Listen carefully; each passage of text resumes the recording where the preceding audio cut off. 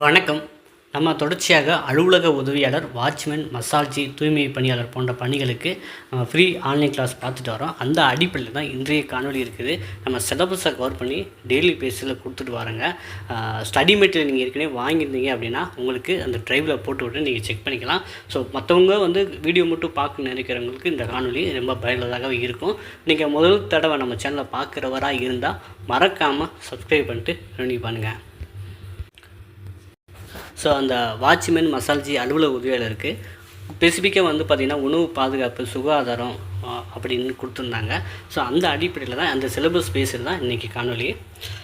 பின்வரும் கூறுகளில் எது நமது உணவில் முக்கிய ஊட்டச்சத்துக்கள்?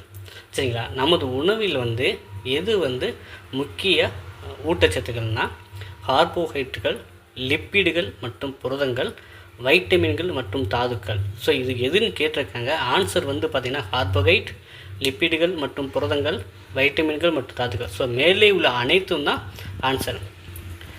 மனித உடலின் வளர்ச்சிக்கும் பராமரிப்பிற்கும் பின்வரும் உணவுப் பொருட்கள் எது தேவை? மனித உடலின் வளர்ச்சிக்கும் பராமரிப்பிற்கும் பின்வரும் உணவுப் பொருட்களில் எது தேவை அப்படின்னா ஆன்சர் பார்த்திங்கன்னா ஆ மற்றும் ஆவணா. சரிங்களா, புரதங்கள், வைட்டமின்கள். சரிங்களா, வளர்ச்சிக்கும் பராமரிப்புக்கும் முக்கியது புரதங்கள் மற்றும் வைட்டமின்கள். ஓகேங்களா. பின்வரும் உணவுக் கூறுகளில் எது நம் உடலுக்கு ஆற்றலை அளிக்கிறது? ஸோ ஆற்றலை அளிப்பவை பார்த்திங்கன்னா உணவுக் கூறுகளில் கார்போஹைட்ரேட்டுகள். நம்ம உணவுக் கூறுகளில் உடலுக்கு ஆற்றலை அளிப்பவை பார்த்திங்கன்னா கார்போஹைட்ரேட்டுகள். பின்வரும் உணவுகளில் எது நார்ச்சத்தை வழங்குகிறது? இப்போ பார்த்திங்கன்னா பருப்பு வகைகள், முழு தானியம், பழங்கள் மற்றும் காய்கறிகள். ஸோ இந்த நார்ச்சத்து இந்த மூன்றுமே தாங்க நமக்கு கொடுக்குது. இப்போ ஆன்சர் மேலே உள்ள அனைத்தும். பின்வரும் உணவுப் பொருட்களில் விலங்கு பொருட்களில் சிறந்த ஆதாரம் எது? சரிங்களா, இப்போ விலங்கு பொருட்கள்னால் விலங்குலேருந்து பால், முட்டை. சரிங்களா, இப்போ பால், முட்டை, சீஸ் இது எல்லாமே விலங்குல தான். சீஸுன்னு நெய் தானே, அந்த சரிங்களா, ஸோ பட்டர் தானே. சரிங்களா, ஸோ அதுதான் விலங்குகள் மூலமாக கிடைக்கும் புரதம். ஸோ அப்போ ஆன்சர் மேலே உள்ள அனைத்தும். வலுவான எலும்புகள் மற்றும் பற்களை உருவாக்குவதன் மூலம் பின்வரும் கனிமங்கள் எது செயல்படுகிறதுனா கால்சியம். ஸோ நம்ம எலும்பு பற்களுக்கு வளர்ச்சிக்கு கால்சியம் ரொம்ப அதிகம். நிறைய நீங்கள் டூத் பேஸ்ட் ஆட்லேயே பார்த்துப்பீங்க கால்சியம் அப்படின்னு சொல்லுவாங்க. சரிங்களா, இப்போ வலுவான எலும்புகள் மற்றும் பற்களை உருவாக்குவதன் மூலம் பின்வரும் கனிமங்கள் எது செயல்படுதுன்னா கால்சியம். முட்டை டேஸின் வளமான ஆதாரமாகும். அதாவது புரதங்கள், விட்டமின்கள், கனிமங்கள். ஸோ இதில் மூணுமே முட்டையில் இருக்குங்க. சரிங்களா, புரதங்கள், வைட்டமின்கள், கனிமங்கள்.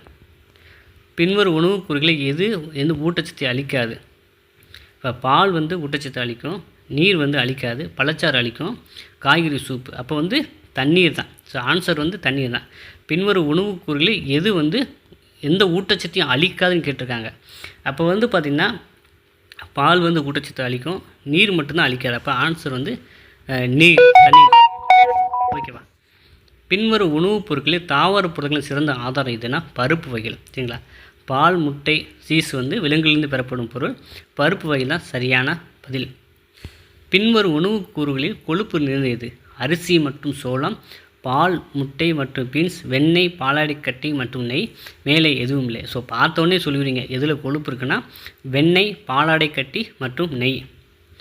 பாலில் உள்ள சத்துக்கள் பற்றி பின்வரும் கூறுகளில் எது தவறானது? பால் கால்சியத்தின் நல்ல மூலமாகும், பால் புரதத்தின் நல்ல மூலமாகும், பால் வைட்டமின் சி நல்ல மூலமாகும், பால் வைட்டமின் டி நல்ல மூலமாகும். ஸோ வைட்டமின் சி பார்த்திங்கன்னா இந்த சிட்ரஸ் பழங்கள்னு சொல்லுங்கள், அஸ்கார்பிக் அமிலம் அப்படின்ட்டு. இந்த எலுமிச்சை, ஆரஞ்சு அதில் தான் வைட்டமின் சி இருக்கும். அப்போ பாலில் வைட்டமின் டி தான் இருக்குது, சி கிடையாது. கொய்யா, எலுமிச்சை, ஆரஞ்சு மற்றும் தக்காளி ஆகியவற்றில் டேஸ் நிறைந்துள்ளது. அப்போ பார்த்திங்கன்னா நம்ம இப்போ சொன்னோம் பார்த்திங்களா வைட்டமின் சி. கொய்யா, எலுமிச்சை, ஆரஞ்சு மற்றும் தக்காளி ஆகியவற்றில் வைட்டமின் சி நிறைந்துள்ளது. Answer vitamin C.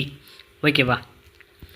உருளைக்கிழங்கு, தானியங்கள், பீன்ஸ், பருப்பு வகைகள் மற்றும் ஓட்ஸ் ஆகியவற்றில் டேஸ் நிறைந்துள்ளதுனா கார்போஹைட்ரேட். சரிங்களா, உருளைக்கிழங்கு, தானியம், பீன்ஸ், பருப்பு வகைகள் மற்றும் ஓட்ஸ் ஆகியவற்றில் கார்போஹைட்ரேட்டுகள் நிறைந்துள்ளது. பின் வருவனவற்றில் எது உணவின் கூறு அல்ல?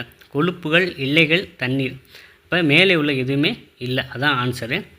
நமது உடலுக்கு தேவையான மிக முக்கியமான மற்றும் அத்தியாவசியமான தாது வந்து பார்த்திங்கன்னா இரும்பு, சோடியம், கால்சியம். ஸோ இதை மூன்றுமே நமக்கு உடம்புக்கு தேவையான முக்கியமான தாது ஆகுங்க.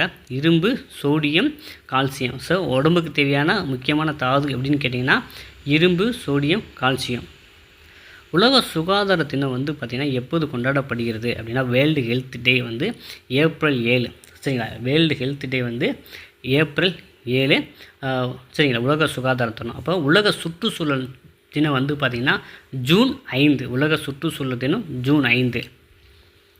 தூய்மை, உடற்பயிற்சி, ஓய்வு மற்றும் தூக்கி ஆகியவை டேஸின் ஒரு பகுதியாகும். அது வந்து தனிப்பட்ட சுகாதாரம். சரிங்களா, அது தூய்மை, உடல் பயிற்சி, ஓய்வு மற்றும் தூக்கம் ஆகியவை வந்து தனிப்பட்ட சுகாதாரம். பின் வருவனவற்றில் எது ஆரோக்கியமற்ற பழக்கம்? ஸோ உணவை பகிர்தல் சரி, ஒரு நாளைக்கு 2 முறை குளித்தல் சரி, வேகவத்தை தண்ணீரை குடிப்பது சரி, கையை கழுவாமல் உண்பது இது மட்டும்தான் தவறு. பின் வருவனவற்றில் எது பாக்டீரியா நோய் அல்ல? AIDS, dengue, தட்டமை. ஸோ மேலே உள்ள நோய்கள் அனைத்துமே வைரஸுங்க, பாக்டீரியா கிடையாது. ஸோ ஆன்சர் வந்து சரி, நோய் அல்ல. அப்போ மூன்றுமே நோய் அல்ல. அப்போ மேலே உள்ள ஆன்சர் தான். அது எய்ட்ஸு, டெங்கு, தட்டமை வந்து வைரஸால் ஆனது. நோய் அல்லன்னு தான் கேட்பா. மேலே உள்ள அனைத்துமே வைரஸால் பரப்புறதான், அதான் ஆன்சர். பின்வரும் நோய்களில் சல்மோனெல்லா என்டெரிக்கா செரோடைப்சி என்று அழைக்கப்படுவது வந்து பார்த்திங்கன்னா டைஃபாய்டு. பின்வரும் நோய்களில் சல்மோனெல்லா என்டெரிக்கா செரோடைப்சி என அழைக்கப்படுவது டைஃபாய்டு. ஸோ சல்மோனெல்லா என்டெரிக்கா செரோடைப்சி என்று அழைக்கப்படுவது. கடைசியில் டைஃபின்னு வருது, டைஃபாய்டு ஞாபகம் வச்சுக்கோங்க. பின் வருவனவற்றில் ஹெப்பாடைட்டிஸ் வைரஸ் பரவுக்கான முக்கிய காரணம் என்னென்னா கொசு கடித்தல், மருந்து ஊசிகளை பயன்படுத்துதல், அசுத்தமான தண்ணீரை கொடுப்பது. அப்புறம் வந்து பார்த்திங்கன்னா ஆன்சர் வந்து மருந்து ஊசிகளை பகிர்தல். பின்வரும் கூற்றுகளில் எது மாசுபாடு பற்றிய உண்மை? பூச்சி கடித்தால் கிருமிகள் நுழைவதால் மாசு ஏற்படுகிறது. விலங்கு கடித்தால் மாசு ஏற்படுகிறது. குடிநீர் அல்லது உண்ணக்கூடிய உணவுகளில் கிருமி நுழைவதால் மாசு ஏற்படுகிறது. இப்போ ஆன்சர் வந்து பார்த்திங்கன்னா இ, அது குடிநீர் அல்லது உண்ணக்கூடிய உணவுகளில் கிருமி நுழைவதால் மாசு ஏற்படுகிறது. அப்போ வந்து சி தான் சரியான ஆன்சர். பின்வரும் நோய்களில் எது பாக்டீரியாவால் ஏற்படாது? சரிங்களா, டைஃபாய்டு, போலியோமைலிட்டிஸ், காசநோய். இப்போ வந்து பார்த்திங்கன்னா இது வந்து பாக்டீரியாவால் ஏற்படாது வந்து பார்த்திங்கன்னா போலியோமைலிட்டிஸ் தான். டைஃபாய்டு, காசநோய் வந்து பாக்டீரியாவில் ஏற்படுது. டைஃபாய்டு, காசநோய் வந்து பாக்டீரியாவால் ஏற்படுறது. போலியோமைலிட்டிஸ் வந்து பாக்டீரியாவால் ஏற்படாது. சரிங்களா, தொற்று நோய்க்கான முக்கிய காரணம் வந்து பார்த்தீங்கன்னா அசுத்தமான காற்று, அசுத்தமான உணவு, மோசமான சுகாதார நிலைமைகள். அப்போ மேலே உள்ள அனைத்தும் தொற்று நோய்க்கான முக்கிய காரணம் அசுத்தமான காற்று, அசுத்தமான உணவு, மோசமான சுகாதார நிலைகள். ஆரோக்கியமான நபருக்கு பின்வரும் காரணிகளில் எது அவசியம்? தடுப்பூசி, சமச்சீர் உணவு, தனிப்பட்ட சுகாதாரம். அப்போ மேலே உள்ள அனைத்தும். மனித உடலில் சராசரியான செயல்பாட்டுக்கு தேவையான விட்டமின்கள் மொத்த எண்ணிக்கை வந்து பார்த்திங்கன்னா 12. மனித உடலில் சரியான செயல்பாட்டுக்கு தேவையான விட்டமின்கள் மொத்த எண்ணிக்கை வந்து பார்த்திங்கன்னா 13ங்க. ஆன்சரு தவறாக சொல்லிட்டேன். ஆன்சர் வந்து 13 தான். சரிங்களா, பின்வரும் வைட்டமின்களில் எது நம் உடலால் உற்பத்தி செய்ய முடியாது? சரிங்களா, ஸோ வைட்டமின்களில் எது நம் உடலால் உற்பத்தி செய்ய முடியாதுன்னா வைட்டமின் ஏ, கே, சி. ஓகேவா, மேலே உள்ள அனைத்தும் தான் ஆன்சர். பின்வரும் கனிமங்கள் எது வளர்ச்சி மற்றும் உடல் எடையை கட்டுப்படுத்துகிறதுனா அயோடின் தான். அயோடின், கால்சியம், பாஸ்பரஸ் வந்து பார்த்திங்கன்னா வளர்ச்சி மற்றும் உடல் எடையை கட்டுப்படுத்துறது வந்து பார்த்திங்கன்னா அயோடின்.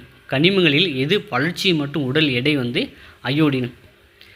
பின்வரும் வைட்டமின் எது நீரில் கரையக்கூடிய வைட்டமின் என்று அழைக்கப்படுகிறது அப்படின்னு பார்த்தீங்கன்னா ஆன்சர் வந்து வைட்டமின் சி.